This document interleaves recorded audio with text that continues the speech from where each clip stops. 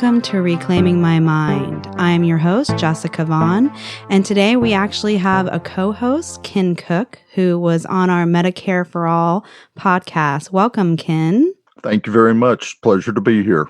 Great. Now, for our guest today, who we have on is Gwen Myers, who is a candidate in the Hillsborough County Commission race, District 3.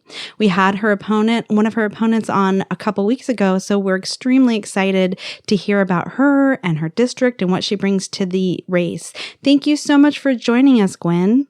Thank you, Jessica. And also, hello, Ken. I'm excited to be a part of the podcast this afternoon. Thank you so much for joining us. I know these things can be nerve-wracking, especially when you're being recorded, which we're being recorded. All right, so let's jump right into it. Generally, when candidates come on, before we get to the nuts and the bolts about their campaign, we like to learn a little bit about the candidate themselves. So tell me about you, Gwen, personally. I'm Gwen Myers, a Tampa native and retired. And the reason I'm running for Hillsborough County government is the District 3 is because I have a passion for helping people address the county's issues.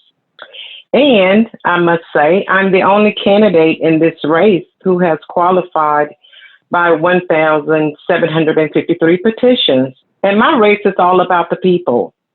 And I worked for Hillsborough County government for 25 years, retiring in 2013.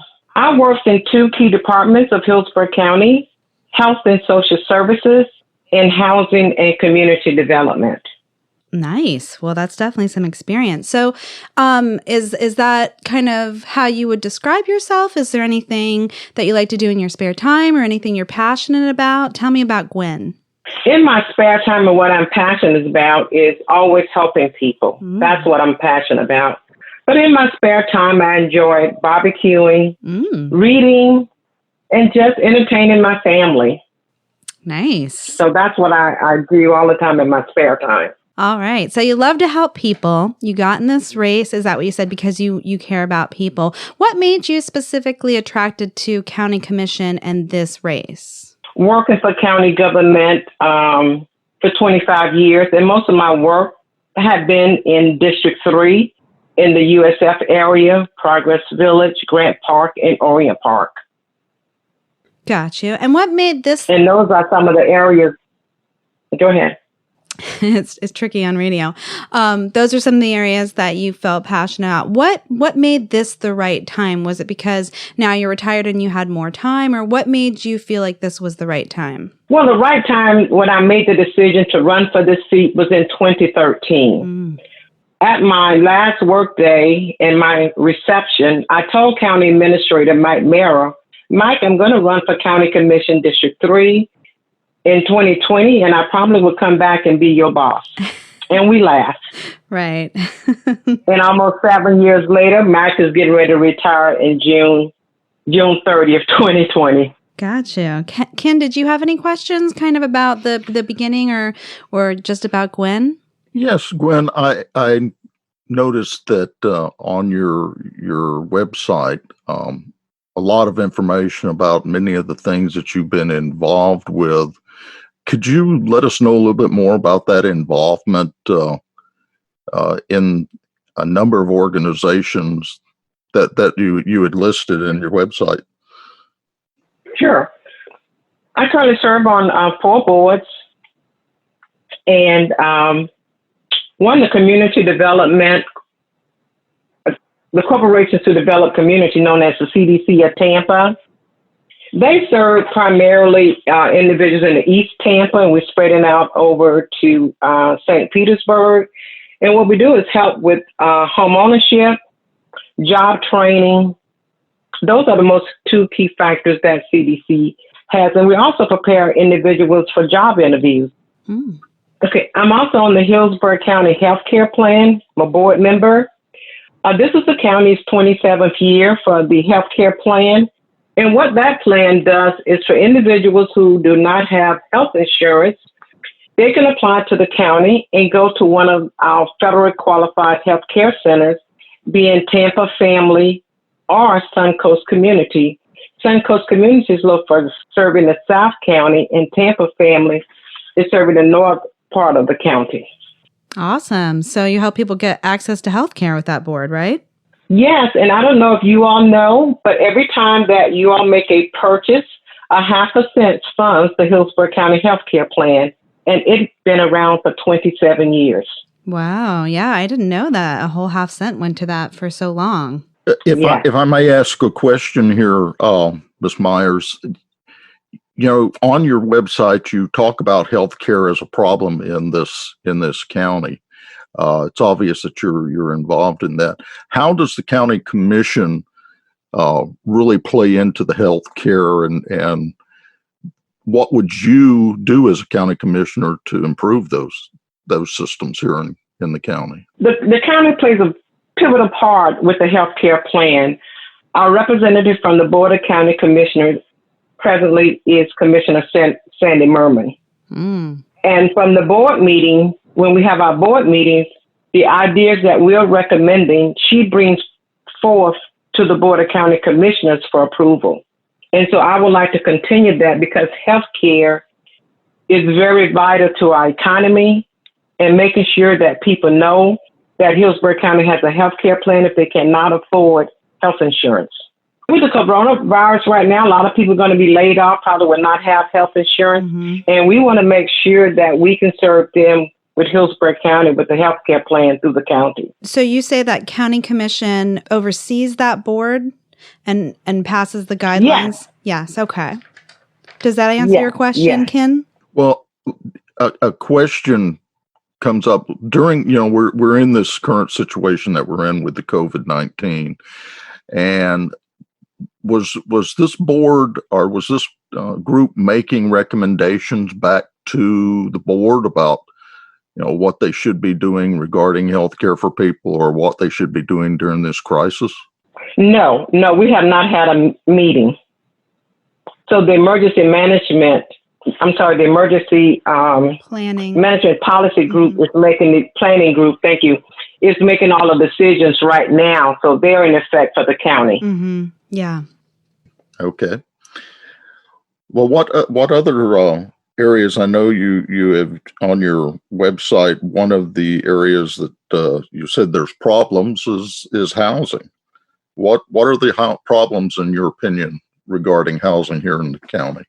One of the problems with housing is that majority of the people that are looking to purchase a home do not have down payment assistance, and that's what they need. They can afford to pay the rent, but trying to save money for down payment assistance.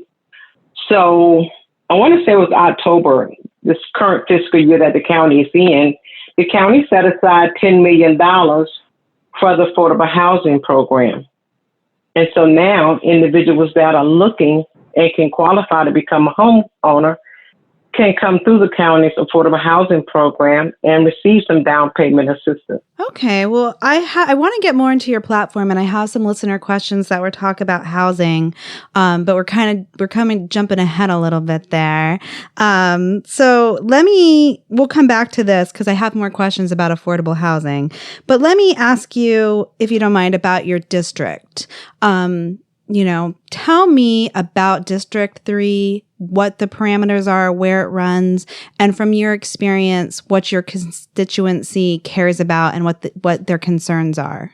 Okay, well, District 3 runs all the way south to beginning of Riverview, east to over by a little bit over past the fairground, and we go west to Clark Street before you get a little bit on the other side of West Shore, and we go north to the Loops area.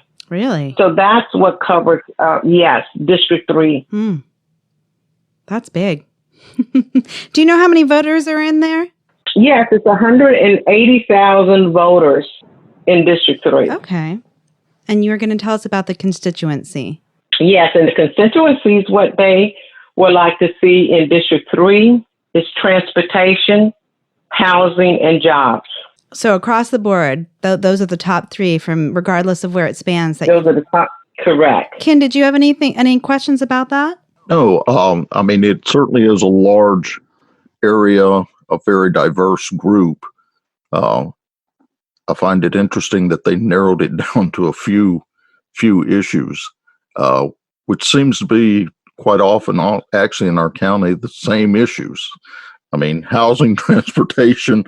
Um, these are the things that I think people in the county are very interested in. How would you address the housing situation? Bringing it right back there, Ken, huh? You can't I let that am one go. sorry. Even though I've said it's down in the platform, it's okay. Go ahead. Let's get this housing thing out of the way. Okay, I would like to continue where the county has set aside $10 million for affordable housing. I would like to see that increase every year, if it's by $1 or $2 million, so that we would be able to help more individuals and families who wants to own the American dream, and that is to own a home. My question when I hear that is that homeownership is great, and it's definitely something that has proven to help people gain wealth, and if that's an option for people, hopefully it's, something that they're able to take advantage of. But when I think of affordable housing, it's so much more than just buying a home. When I think of affordable housing, I think of just even trying to find somewhere you can live and that rent is affordable, because as every area in the city starts to gentrify and rent becomes unaffordable, if for some reason, you don't have the credit to even think about home ownership, how are we making sure that, people who have lived in places their entire lives aren't displaced so far away that they can't access the jobs that they need to in the city? Is kind of what I think about when I think about affordable housing holistically. Well, right here in the city of Tampa, you have several developers, and through the CDC, which I'm a board member, we build affordable housing. You have Domain Home building affordable housing. And what I'm hearing from people, yes, I can pay my rent. I can live in the city of Tampa. I want to buy a home, but I have no money saved for down payment assistance. And so that means they don't have to move out so far, because they are building in Grant Park, Orient Park, out in the USF area, and city of Tampa, and very nice homes. Once they build these homes, how do they make sure that they stay that way? If they're zoned affordable housing, can that eventually change? Can the developers sell that? Because I know that there is affordable or Section 8 housing there was by like Ybor City right now that they're trying to develop and kick people out of their homes. So even if we develop affordable housing, how do we keep it affordable? When the developers build a home, okay, and a individual buy the home, it's affordable. The only two things that would go up would be their property taxes and their insurance, okay? And so most individuals will go through a first-time home buyers program where they will be educated about the program, what they would anticipate. And I must say, I started the first-time home buyers program designed, developed for Hillsborough County government back in the beginning of 2000. And so we had a lot of people to go through the program, remain in their house, and didn't need any other assistance. Gotcha. Ken, questions? Yes, we're talking about home ownership, and that's extremely important. Mm-hmm. The question comes up, though, affordable housing also in the rental markets, and being sure that there's enough in the rental markets to allow people to rent at a reasonable rate. How is the county commission addressing that, or are they even addressing that? Yes, the county has several developers that are building affordable rental units for individuals. And I'm trying to think of one of the developers. I want to say Sky. I can't think of one of the developers are building affordable homes.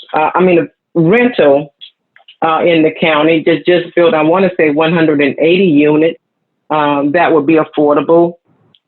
in the plan that the county just approved through with Hope, there were some rental units in there so that people would be able to afford rent. Now, it's different than when you talk about if they're in Section 8. Okay, that's different. And I think Jessica said something about over in East Tampa, Ybor City. Those units were sold. So that's a difference when the owner decided to sell their property, and at least everyone was notified of the move. And some of them had vouchers that they can go to Tampa Housing Authority and be placed in one of their units. And for those that didn't, the owner of the units are working with those individuals to try to have them placed somewhere else. That is my understanding. Would you be supportive of rent controls in the county? I have to see what plan that would come before the Board of County Commissioners. Maybe in a workshop to see what they're talking about rent control. Well, I'm just asking as a general concept of controlling rents to allow people to be able to afford to live in the rental units instead of allowing them to go out of sight. To be able to escalate over a time frame and then put them where they're unable to afford it. As a concept, would you support that? I don't know. I'll just have to see what the package would come before the county commissioners. I do know right now that Tampa Housing Authority is building 3 towers of units in West Tampa. And for all of those individuals that were living in West Tampa, have first right to move back when those units will be built. Mm-hmm. All right. So let's move on to a little bit more, because that talks a lot about affordable housing. And since it was one of the main things that people are concerned about, it's good to have a good in-depth conversation about it. Okay. And I thought of the name of the developer who's building some affordable housing in the county, and that's Blue Sky Communities. They are building affordable rental units for individuals. Matter of fact, they would have had a groundbreaking, I want to say in April last month, before we got, with this coronavirus, where they had built so many units. It was over 100 plus units that was affordable, and they received assistance from the county. Now, could they eventually sell that property like the people who built affordable housing in Ybor did?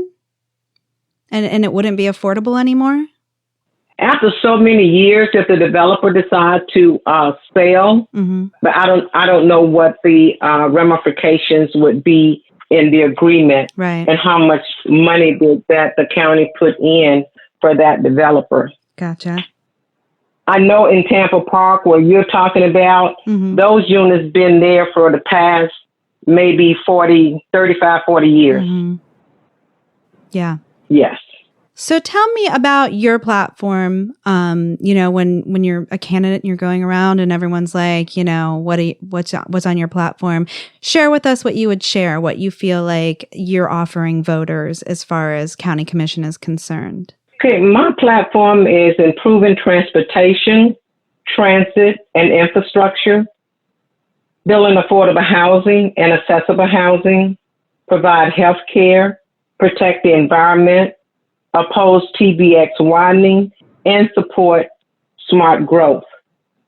For District 3, I would like to see District 3 prosper like other districts of the county, with good paying jobs, affordable housing, transportation, a safe and walkable communities, and CXX freight rail be converted to commuter rail to serve the people. My race is all about the people. And so that's my vision for District 3. All right. Well, I would say, Kin, do you have a question real fast? But I know his next question is going to be transportation, and that's going to be super long. So let me try to fit in one more question before we go there. So you're in a race that's a crowded race. You have some other candidates in the race. They're all interesting in their own way. Tell me why you believe you're the best person for this seat. I'm the best person for this seat. One, I've qualified by petition. I met and talked with a lot of the voters here in District 3. I work for county government for 25 years. I know the ins and outs of county government. And I'm working on some projects right now to better serve the community. One being a light that I've talked with FDOT, which is the Florida Department of Transportation, FDOT, and the city of Tampa to install a traffic light right by one of the county's libraries, C. Blythe Andrews Library at 26th Avenue and MLK. That is in the East Tampa. It is very difficult for people to cross the street right in front of the library. Mm-hmm. And we have a school is 2 blocks from the library. And so that's what set me apart. I'm working on issues right now as a concerned citizen mm-hmm. for people in District 3. Gotcha. All right, Ken, I know you have some questions about the platform and transportation, so why don't you go? I do. I think you know me too well. Ms. Myers, well, one of my questions would have been about the support for light rail in Hillsborough County. You said you wanted to would support the CSX conversion to a lighter rail. Are there other light rail projects that you would consider in the county? I would support mass transit. If we can get some mass transit here, I would support that. We just have to find a better way of transportation here in Hillsborough County. As we all know, every day, well, not right now because of coronavirus, but before then, it was just traffic. And it's very difficult to get around in Hillsborough County.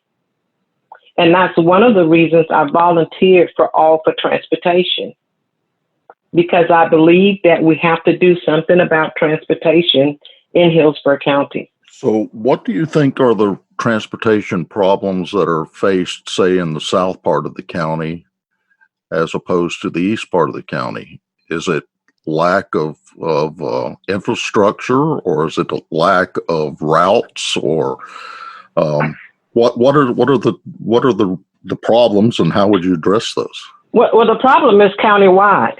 Okay. It's countywide for transportation. It's even worse if you go out 301 or 41, anytime probably after 4 o'clock or 3:30, it's bumper to bumper. If you're on 275 and you're on I-4, when it connects, it's bumper to bumper. Malfunction junction. And it just takes so long to get around in Hillsborough County until we have to really make transportation an issue. One of the things when you have corporations that want to move here, they look to see if you have some type of mass transit. And right now, Hillsborough County doesn't offer that. Well, a lot of people that come from up. I'm sorry, I agree with you. I don't think we offer a mass transit system to any corporations. And I think one of the things is down in the south part of the county, we've had so much growth down there from companies and that sort of thing that that situation has gotten even worse. But my question is, what, as a county commissioner, would you do to alleviate that? Are we talking about infrastructure build, or what are we looking at? I would look at it and put it up on the smart growth. Okay, I would look at when a developer come in to want to build housing. Do we have a school? Okay. Do we have decent roads? Okay. Mm-hmm. Where's the nearest public station? Where's the nearest fire station? Okay. And where's your nearest store?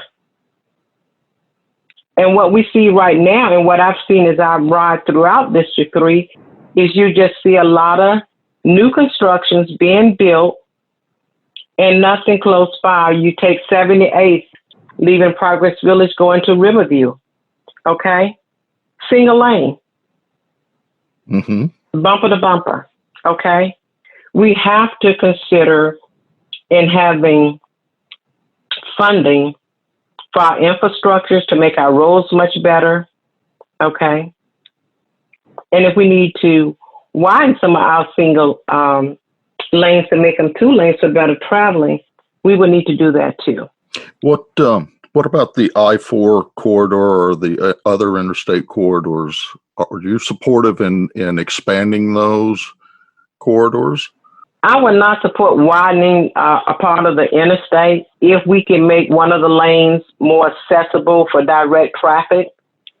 Say you have a HART bus and the HART bus is running directly where we could have a direct lane for HART line to travel. I would support that, but not for widening any more interstate. I think we should be pretty much done widening here. We need to look at a mass transit system here in Hillsborough County. I agree. I agree with that as well. Talking about our mass transit system, would you be supportive of reducing rates or even making some of the lines that HART has free for individuals? I mean, there are a lot of municipalities that have started doing that. I say a lot. There are some who've started doing that. Would you support something along that line? I would have to see what the plans call for. I don't know. Right now, HART is hurting for funding itself. I'm hopeful that I read something in the paper a couple of weeks ago that Congresswoman Kathy Castor might be providing $39 million for HART and transportation. And so if they get that, I know with the 1% that we approved 2 years ago, that would help HART quite a bit. If HART does not get additional dollars, we can see some of their services being cut and some of their staff being laid off. So that's what I see with HART right now.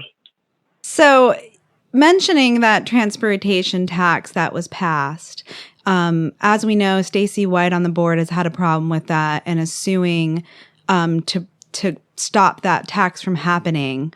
And it's going through the Supreme Court, and the county commission has been deciding whether or not, they want to extend some more time and look at more funding and talk about it more. And as of a few weeks ago, the gentleman in your seat, Les Miller, voted with the Republicans to not allow more time and to force that to go to the Supreme Court, the Florida Supreme Court. Is that a decision that you agree with and that you would have done yourself, or would you have chosen a different route for that?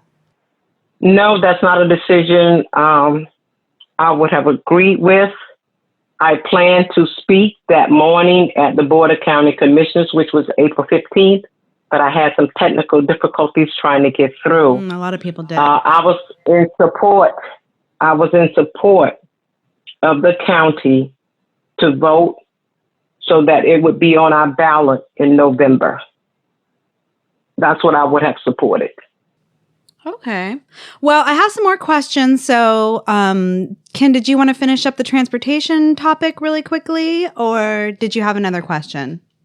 Well, no, I think we pretty much beat the transportation issue to death. I would like to talk a little bit about environment and infrastructure, which is another problem that Ms. Myers shows on her website. Mm-hmm. If you could maybe address what you see as the problem, Ms. Myers, and what solutions you might offer. When it comes to, I would say, our environment and with our climate control here in Hillsborough County, we all know if you're downtown where County Center is located, you already know you're underwater, okay, right off, okay? And so we have to protect climate control, and we have to protect the environment at the same time. And one of the reasons I am supporting the environment is because of when we talk about the county, when it relates to the environment and climate control, are we doing the right things? Are we supporting TECO? Are we making sure that we have enough carbon here in the area to support the environment? So I think this helps me kind of segue into another question, and we can definitely come back to it because I know Ken has more questions. But to me, what it sounds like when we're talking about the environment, when we're talking about affordable housing, even when we're talking about transportation, we're talking about someone who's willing, as you say, to fight for the people over corporations, because that's generally what it comes down to, where corporations are trying to push things that will harm a lot of the constituents in, the name of making a profit. So some of the listener questions that we have to do with, essentially prioritizing the people over corporations, because that's generally what we're looking at every candidate these days. And when I hear us talking about the environment, you think about making sure that you're passing things that protect the environment, but also talking about, impact fees and making sure that when we develop responsibly and that, the developers are paying their fair share. So I know one, impact fees are a question. Do you support raising impact fees? But also, people have questions about candidates who appear to take maybe developer money and how that affects the decisions that they'll make on the board. So I guess I kind of jumped in with a two-part question. Is one, do you support making sure that, developers pay their impact fees and that we make those realistic to cover the services that are needed as they develop? And two, how as a candidate, have you taken developer money? And if so, how is that going to affect, if you're on the board, the decisions you make to make sure you're prioritizing your voters? One, developers must pay their fair share. They must pay their fees, okay? It's not they make a lot of money in building here. When we look at corporations moving here, a lot of times that they offer good jobs and that they're bringing a few people with them, but then they'll say, Hillsborough County would offer an incentive to them. Right. And we need to make sure when the incentive is offered that company and those employees that they're bringing in from day one, that they on board at least a 3 to 5 year period before they're talking about a layoff. Because when you look at, just say for instance, if the county decide to give an incentive of $10 to $15 million or more for a company to move here, we expect a corporation to hire people within Hillsborough County, not go over to other counties and not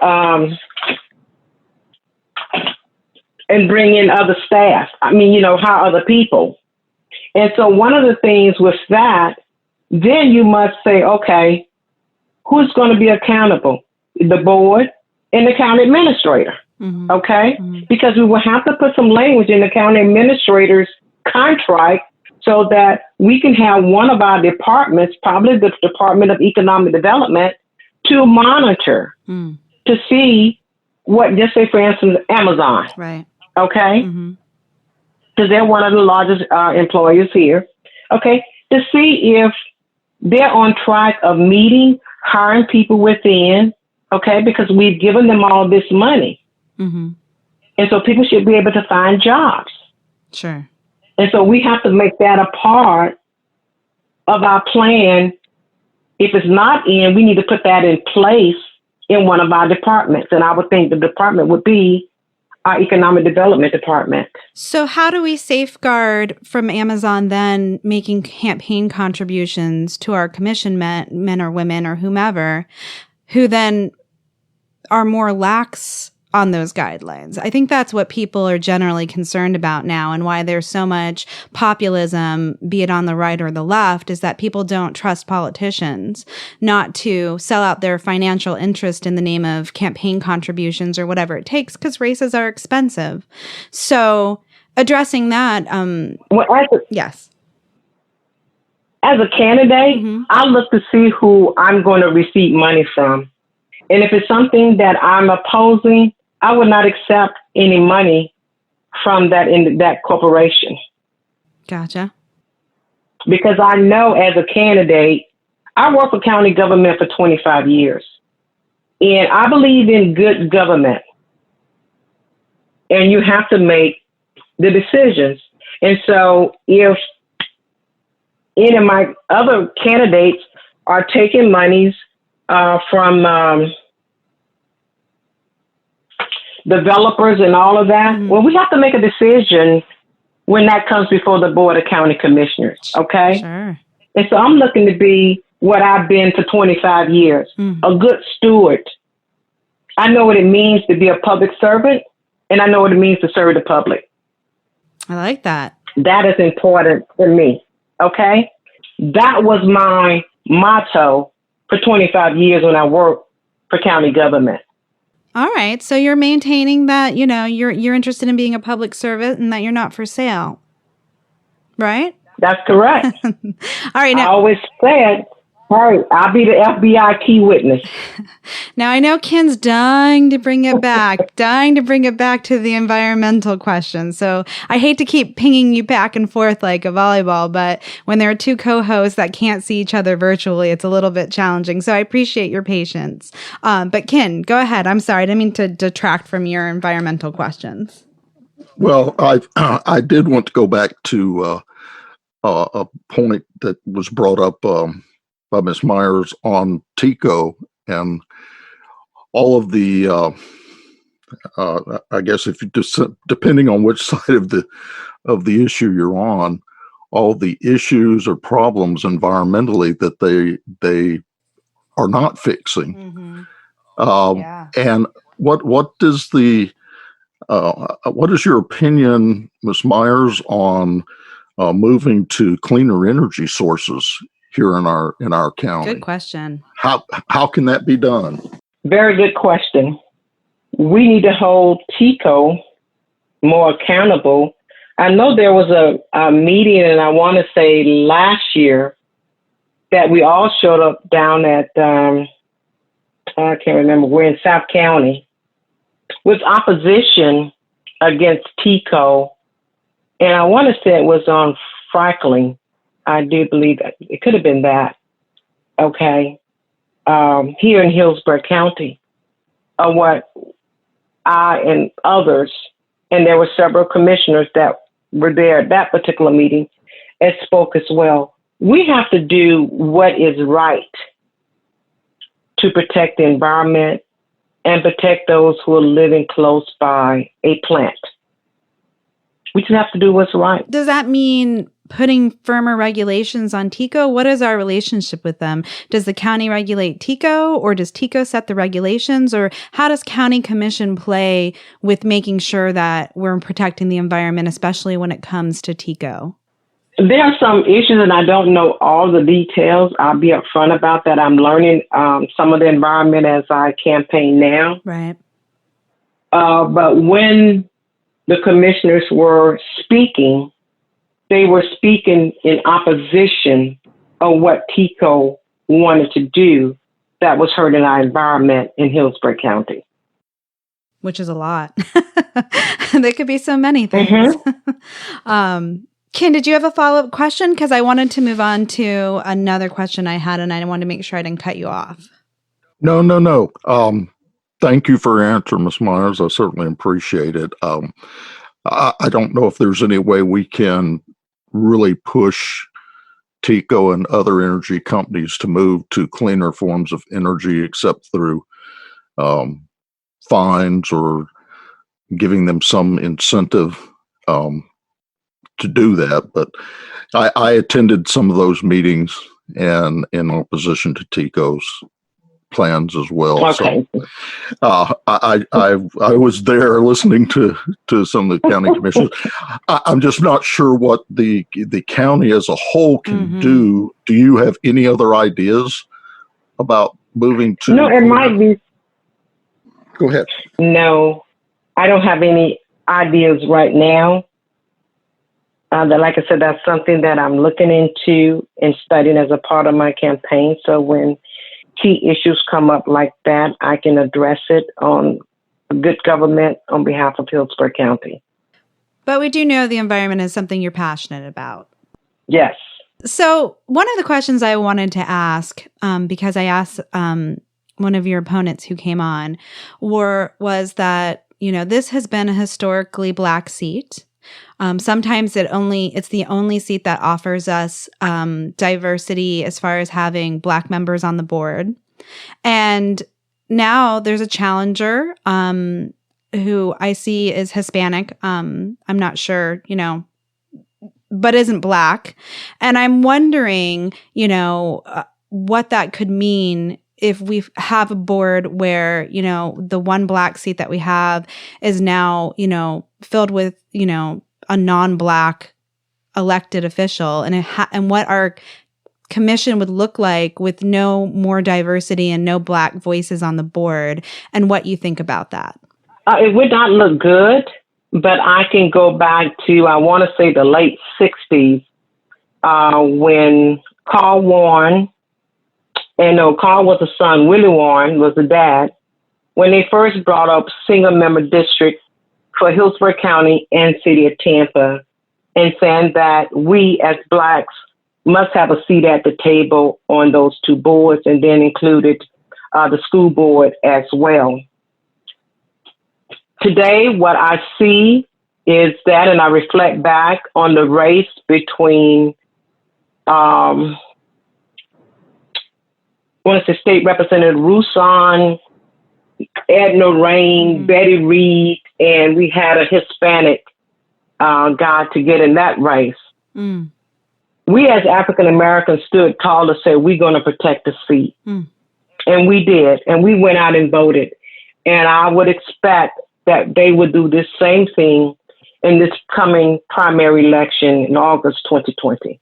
So you feel confident that regardless of someone who's not Black entering the race, and with so many candidates, that no matter what, Black voters will show up, and that will stay a Black seat? I believe the seat will be protected, and one of us, and I hope it's me, that will win this seat. And then I had another question. I just like to talk about, the experience of candidates, because part of this is about highlighting candidates, but it's also talking about the political process, our county, our party. And I like to ask, especially diverse candidates of color, and especially Black candidates, about their experience, as being a Black candidate. Many candidates have told me that, that it's a bigger uphill battle just from the start, because one, fundraising is a more challenging. Two, sometimes they feel like they haven't gotten the same treatment. Even just canvassing, people have been more hostile in certain neighborhoods. And I like to talk about this so people understand. Have you, as a Black woman, felt like you've had a different experience as a candidate in this race so far? No, I have not. As I dial for dollar, and I'm happy to say that, no, I have not. I planned last year to do my canvassing to qualify by petition. Yeah. And I did not experience any harsh comments, any racial comments, or any of that to me. It was more than, I would be happy to sign your petition, because I explained to them what I was running for, and that I was a former county employee and worked for county government for 25 years. So that was one part of what I shared. Now, as I dial for dollars, is what I call it, daily on the phone, people have been very generous to cut a check for me and mail to my campaign. when I had my kickoff, I raised $20,000 right off the bat. Wow. That's impressive. And today, I have raised $41,000 for my campaign. Matter of fact, I have more money on hand than any of my other opponents. Well, I'm glad to hear that your experience hasn't been a negative one. I mean, that makes me feel good that you haven't had a negative experience. Kin, did you have any questions? No, I have not. Good. Kin, did you have any questions? I don't have any questions. I would like to thank Ms. Myers. I'm very direct with my questions, and I appreciate the candor of your responses. So thank you very much for that. But I don't really have any other questions. All right. So yeah, tell me a little bit about what it's been like, because you were running a race, then this pandemic has happened. It's definitely going to affect candidates.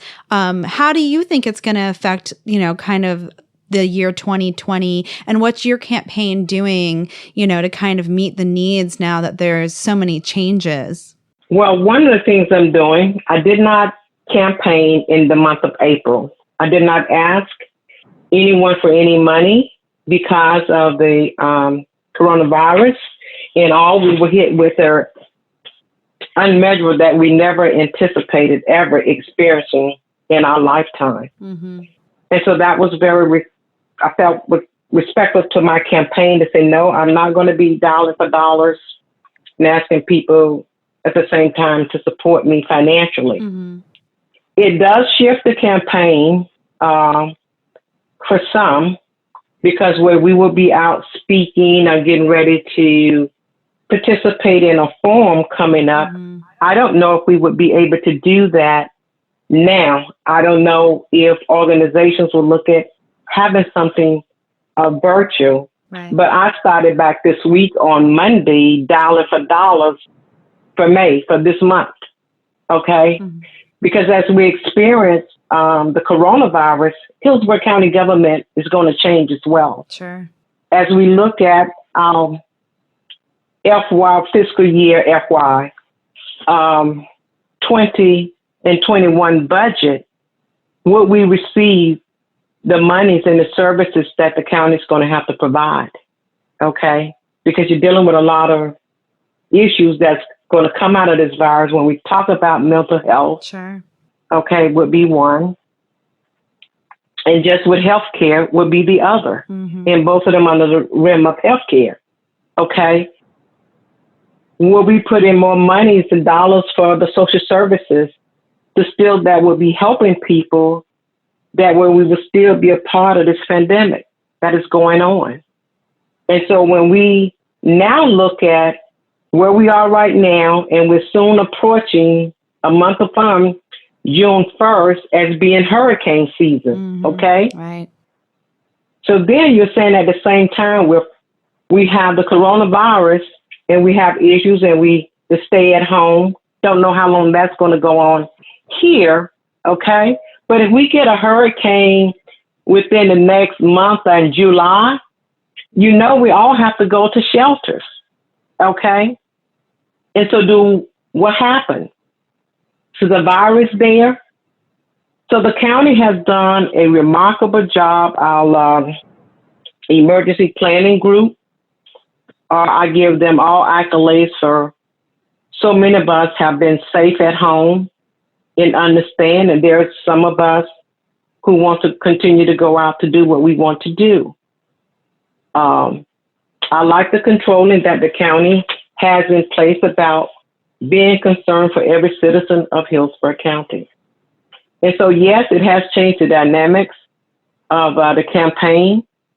I'm encouraging everyone that I talk with or see is to switch from the mindset of I'm going to the poll and contact the supervisor of election and get on to have an absentee ballot to come to your home. Right. Vote by mail. Absolutely. Mm-hmm. Mm-hmm. Yeah. Vote by mail. Thank you. Mm-hmm. It used to be called that. It just recently changed. So. Yes. And so those are the things that I see that are switching, because we don't know where we're going to be when it comes to August. No. And so we know in this primary that we're facing, whomever win on August 18th, win it all. There will not be, unless a Republican get in the race, there will not be a runoff amongst the Democrats. Oh, you don't think so? You think someone will do 50 plus 1? No, that's not the requirement. Oh. And I've validated that by the Supervisor of Elections Office. Oh. Whomever wins on the 18th of August, win it all. Because there's no runoff. runoff. Because there's not a different party there. Because the primary. I see. Mm-hmm.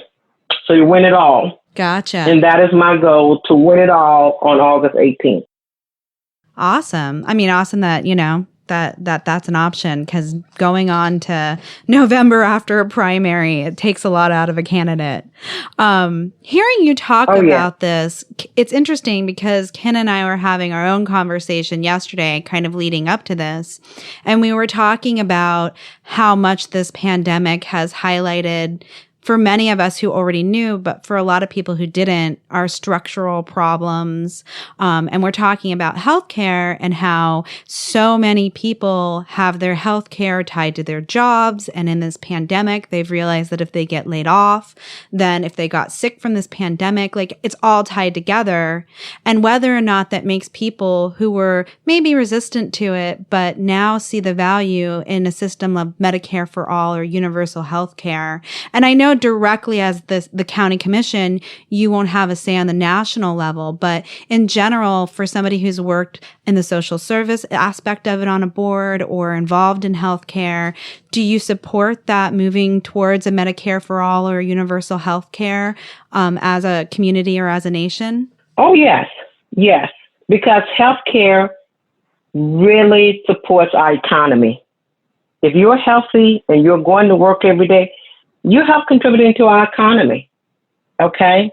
And let me just go back and say, with just the stimulus money that Hillsborough County received just in the past 2 weeks or a week and a half, they set aside $15 million to help individuals that for 2 months cannot pay their rent, cannot pay mortgage, or cannot pay utilities. And so that's why I said my race is about the people. Mm-hmm. I've been shooting all kind of emails to making sure and saying pass it on, so that if you know someone who's in this situation right now, tell them to call 272-5900. That's the county's information line, okay, where that they can get the assistance. Nice that you have that memorized. Because we want to make sure. Yeah, 272. Oh, yeah, that's the main number. Okay, I've been retired almost 7 years, but I remember that number. Okay. And then the county's health care is 272-5040. Okay. But we want to make sure that everyone knows these services that are available for them.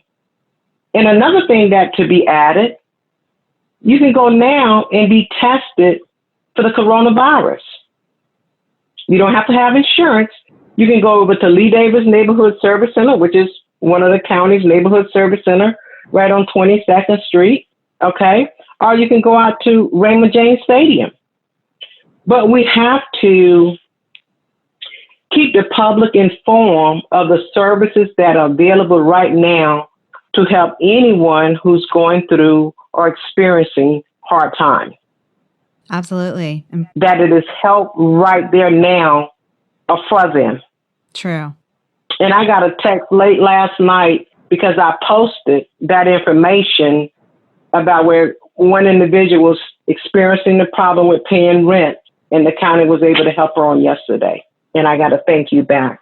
So I'm just saying, as a candidate for county commissioner, my race is all about the people. And that's why I'm running. When you can make sure that individuals know of all the services that are available that the county offers, all the healthcare services, where they can go, it means a lot to the person that are struggling today. Absolutely. And that's why it's so important that people know about the county's healthcare plan. Yeah, I didn't know about it until... Because you need insurance. Yes, this is the 27th year. Yeah, the 27th year. I interviewed another candidate last round, and that's how I found out about it. So you're right. There's just not enough information for people and making it accessible. And, sometimes you go back to officials and they say, well, we post it here and we do everything we can. And I think, the question is in everything, how do we reach individuals? How do we reach voters? How do we get out information? So it's good that's a priority. And one of the things I do, I disseminate this information to the pastors because they have a large congregation and they can reach the masses, 200 to 300, 400 people right away. Sure. Yeah, I think that in a lot of communities. And so we have to be, and that's why my race is about the people. I would say, though, as somebody who interviews a lot of people, in general, one of my concerns, and it might be more from like an education perspective because I'm an educator, but sometimes I do worry about the separation of church and state, especially as we go kind of further along. So I think information in any person or group that, can get the information out to people who need it is good. But I do worry sometimes about the overlap of relying too much on religious organizations to do government's job sometimes. Like I know there are a lot of, great religious organizations that go into marginalized schools and help out where we failed as government. But a lot of times it comes with pushing that religion or that organization. And sometimes that makes me concerned for somebody who really appreciates a separation between church and state. But that feels like... Well, see, I call it a separation because you're sending only information. Right, that's true. How someone in their congregation, and when I was a county employee and was over our first-time home buyers, I relied on churches to share the information because I felt it would be someone in their congregation who wanted to become a homeowner and might not hear about our program. True. And so if you take it from an educational point of view, okay, because a lot of times sitting in the congregation, you would hear, oh, okay. And when they would come to my class, that was one of the questions that I would ask because I had provided 2 nights of training. How did you hear about Hillsborough County first-time home buyers program? And several would say, I heard it in my church. It was an announcement. I like that. So instead of the church coming in and doing the education, you're educating the church. Yes, to say, here are the services that what we have available. Right. And that's what I do even now. I share and send information over to pastors and ask to please announce to your congregation. Because the more that we can share information with the public, the more they know about the services that the county has to offer, how they can qualify for the various services. It is up to us as county commissioners, as county staff, to inform the public of the services. Yeah, absolutely. I agree. Don't you agree, Ken? I absolutely agree with that. And in addition to that, making sure that those services are easily accessible. That's correct. It's one thing to inform people. It's another thing to make sure that if they need that help, they can get it and can get it easily. Yeah, that's one thing. Yeah. I was wondering is like when they offer all this money, how do they decide who gets it? Because I'm sure there's going to be a larger demand than the amount of money. And is it just first come, first serve? Because I know so many people who have heard about these services that have them kind of try to access them and it hasn't been accessible. So I think that's a good point that, I think part of being an elected official. Sorry, go ahead. Yeah, like the services that's being offered to pay your rent or your mortgage, it has to be in your name. Sure. So you can't say, okay, well, I'm going to apply, but then my utility bill is in my husband's name. Then my husband has to apply. And so you have to have a check and balance to make sure that if you say it's for my rent, okay, then my name should be on the lease. Sure. Yeah, I'm sure there's a lot to make sure that, the money's Yes. going where it should be. So yes. And so I just think when a lot of services are offered, you validate, but you also keep the public informed. And that's one of the things I want to do in District 3 is make sure District 3 knows whatever Hillsborough County government has to offer. That's good. Well, I hate to kind of wrap this up because it's been a thorough, good conversation, and I hope that voters really are able to do their research on candidates and figure out who is the best representative for them. But unfortunately, we're kind of nearing the time where I'm running way over like I tend to do. So before we kind of close, I'm going to ask you how people can get involved, but is there any last things that you haven't talked about or that you'd like to mention about your campaign? And either after that, or if not, tell us how people can get involved and what you need and how people can reach you. Well, people can get involved with my campaign. You can go to my website, votegwenmyers.com, and you can sign up to volunteer in my campaign. And I will look forward to having you to work with #WinWithGwen. I like a hashtag. So are you looking, when you say people volunteering, are you looking phone banks? Because I'm sure there's not a lot of canvassing. And for phone banking, all that for phone banking, canvassing. I don't know about canvassing right now. I'll be honest with coronavirus. Mm-hmm. I don't know. Well, we're doing banking. We're doing phone banking. So, yes, we can do phone banking, but we won't be doing the canvassing, door-to-door knocking right now. Sure, which is a shame because that's the most effective. And then money, are you looking, it sounds like you're dialing. And then money, yes, you can go to, again, votegwenmyers.com. You can donate online, or you can mail directly to me, make the check payable to Gwen Myers Campaign, and mail to P.O. Box 75421, Tampa, Florida 33675. And I certainly appreciate whatever contribution you make to my campaign or how you're willing to assist me to win this race for Hillsborough County Commission District 3. And if for whatever reason people can't do either of those, they can show up or vote, send in a ballot to vote for you in the primary, which was which date? The primary begins with absentee ballot June 9th. June 9th, people. The first absentee ballot will be mailed. Early voting starts August 3rd through the 16th. And election day is August 18th from 7 a.m. to 7 p.m. So I'm encouraging everyone to vote by mail because we don't know what the status of our communities would be when we get to August.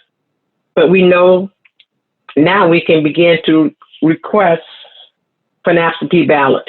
Yeah. So all of our listeners who have not requested to vote by mail, you go to Supervisor of Election, you hit vote by mail, you sign up. If you've not absentee ballot or if you've not voted by mail in the last 2 years, even if you had done it previously, you will not have that option unless you go back on and you request it. And if you don't love voting by mail and you get your vote by mail and you can go to the polls, you can bring it to the polls and exchange it for a ballot if that's something that you want to do. But it's better to have it just in case, even if it's not the coronavirus, if your tire breaks, if anything happens, to have that vote by mail. You can track it online to make sure that they received it and there's no problems with it. So, nothing's a perfect form, but that's definitely one that we're counting on, especially with what's going on in the world. So please make sure that you've got to sign up to vote in case of things. And one of the things, Jessica, I'd just like to go back and say, and I'm going to wrap this up, Jessica and Ken, and I mentioned this earlier, I'm the only candidate who has qualified by 1,753 petitions, which means I do not have to pay a qualifying fee of $6,041.10. That's pretty impressive. I mean, it's hard to qualify by ballot for sure. And to do it so early. And I qualified last August. I qualified on August the 5th, 2019. And I filed on January 2nd, 2019. So again, I'm in this race to win this race. And I think I can win this race. I feel very confident where I am in this race.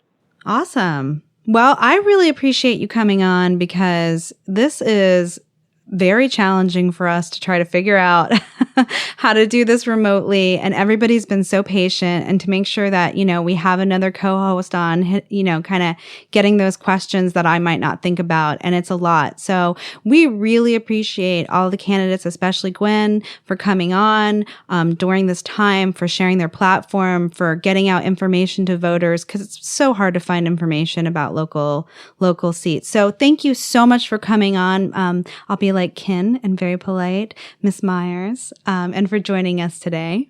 Okay, and Yes. Thank you all for having me. I certainly appreciate sharing my wealth of experience with you all. And Kin, thank you so much for coming on today and making sure that you get those fine details of those questions. I'm sure our listeners are going to enjoy that. And for everybody who's tuned in, thank you so much. If there's any questions or concerns that you have, you can always reach us through Facebook. You can email me personally at jvaughn, V as in Victor, AUGHN, the number 30 at gmail.com. And thank you so much for listening, and have a good day/evening. Thank you.